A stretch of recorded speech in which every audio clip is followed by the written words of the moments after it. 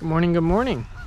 Welcome to the channel. My name's Cody, and today we're finalizing our setup before we head out and do some Total Archery Challenge events. And so I figured, beautiful morning, quiet morning at the range, and so why not do a video about some of the archery techniques, issues that I've fought through in my archery journey, and kind of put out a video just describing 3 things that I think everybody can be working on to improve their accuracy.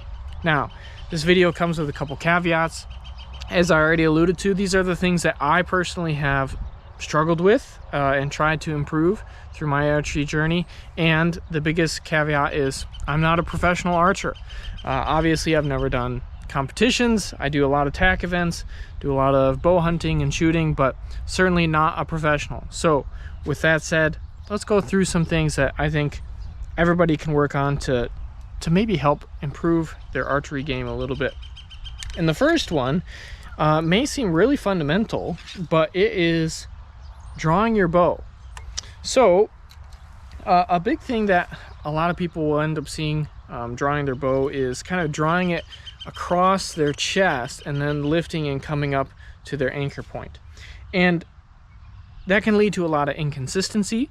Again, I'm not a professional archer, but I do know a little bit about physiology, and that bringing a tense shoulder up to your anchor point is again adding a lot of stress and tension into your shoulder, and that tension can lead to inconsistencies, which can impact your accuracy, obviously. So the thing that we don't necessarily want to do is draw way down here, and that's even tough on my shoulder to do, and then bring up the bow to this point before releasing the arrow.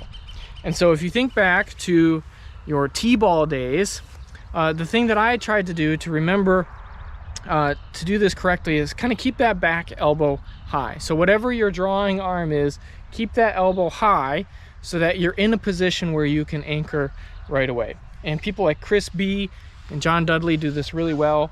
And so keeping that back elbow high and directly leading back into your anchor is what you want to do.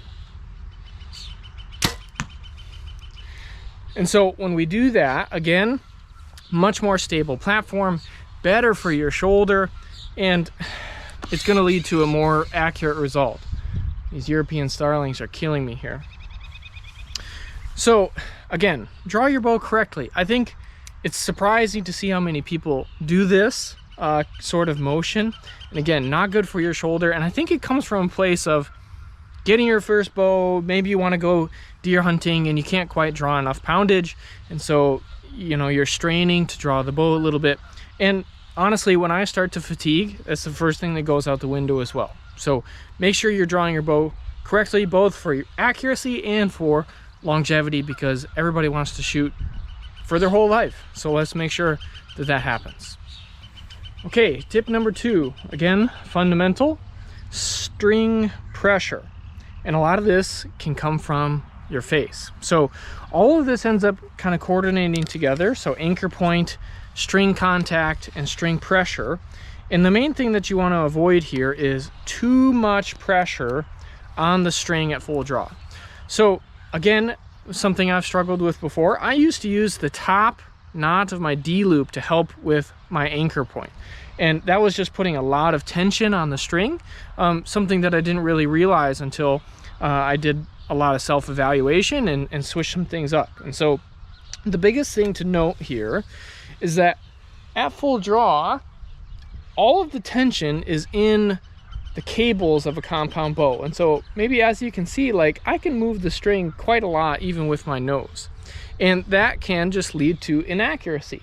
And so when you're anchored, and if you see someone where the string is biting into their cheek or their chin, or it's cutting across their nose a little bit hard, again, it can just lead to inaccuracy, because any sort of inconsistency on that string, especially side to side, can hurt accuracy. And it's something that you might not notice at 20 yards, 30 yards, or even 40 yards, but downrange, and again, we shoot tack events a lot, it is something that you could notice. And so just developing good habits to make sure that the only point of contact is going to be maybe the tip of the nose, I used to shoot a kisser button. You know, there are pros and cons to that, along with a nose button. But fundamentally, when we draw back, the end goal is that the only contact with the string is just the tip of our nose, very lightly. And hopefully that's going to help your accuracy downrange and hopefully build a lot more confidence at shorter ranges too. All right, third and final thing that could be impacting your accuracy, and I know it's impacted mine, especially recently, and its adjustment from bow to bow, is your grip hand. And so something that I think is relatively common knowledge, but maybe not for everybody, is we certainly don't want to be gripping the bow too hard, because again, it can lead to a little bit of tension, tweaking, torquing the bow, that again can lead to inconsistency. So we know that we want to have a nice soft grip, and where do we want that grip to be? Well, if you look at your palm, we have a couple different creases, palmar creases on our hand, and this main crease that you can see that divides kind of the outside versus the inside of your palm, trying not to use physiological language here, but this kind of meaty part of your thumb, that's where you want a lot of the pressure on your grip. And so this has been an adjustment for me, switching to the Matthews lift this year. Just the grip is a little bit different than what I had with the Bowtech, and so I'm making sure that my grip is established. And the other thing about establishing a grip is not adjusting it once you get to full draw. And this was something that I was really guilty of a lot, is that I would set up for a shot and kind of grab my bow, and I would have one grip while drawing my bow, and then once I get to full draw, I would adjust my grip a little bit. Well, again, it's inconsistent. It's not something that we can control, and it can lead to inaccuracy at range. And so the thing that we want to do is make sure that when we're setting up for our shot, thinking about that grip. And so again, where is most of the pressure going to be applied? Am I torquing the bow at all?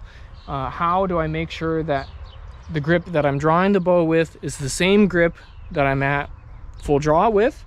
And then hopefully we're going to have a more consistent shot process.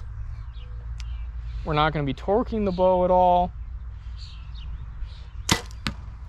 And hopefully it helps with any sort of accuracy issues. And again, this is something that I'm actively working on, especially now that I got this lift. The Matthews grip is just a little bit different than the Bowtech, and it's something that, again, I can notice. I can see it in my arrow flight when I'm torquing the bow a little bit, and so it's something that I'm battling through personally. So again, not an archery expert. These are things that I have worked through or am working through myself, and so that's why I wanted to put out this video, because hopefully it could help you. All right, so that's my words of advice for today. Words of encouragement: get out and shoot your bow. It's a beautiful day. Hopefully you're having a beautiful day as well. And this is some of my last prep before we leave for Total Archery Challenge events. We're going to be in Montana, we're going to be in South Dakota, and a couple others later in August, and so hopefully we'll see you there. Subscribe to the channel so you don't miss those videos as well. They're always a great time, and if you see us, say hi. We appreciate seeing everybody out there at those events, and they're a bunch of fun. So any questions, feel free to comment below. Again, thanks for watching this video, thanks for the support, and we'll see you on the next one.